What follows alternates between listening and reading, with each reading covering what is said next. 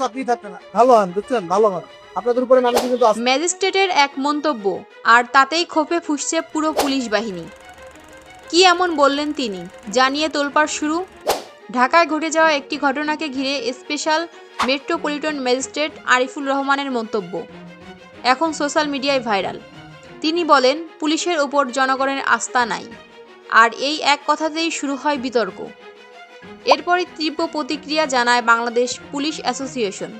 সংগঠনের সভাপতি কামরুল হাসান তালুকদার এবং সাধারণ সম্পাদক মনিরুল হক ডাবলু এক বিবৃতিতে জানান, এই মন্তব্য শুধু একজন পুলিশ সদস্য নয়, পুরো বাহিনীর মর্যাদার উপর আঘাত।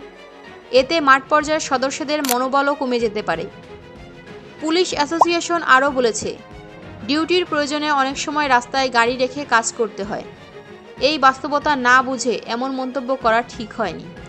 তাদের দাবি, রাষ্ট্রের সব সংস্থা একে অপরের সহযোগী, তাই প্রকাশ্যে এমন মন্তব্য নয়, সমস্যা থাকলে সমাধান হোক নিয়ম মেনে।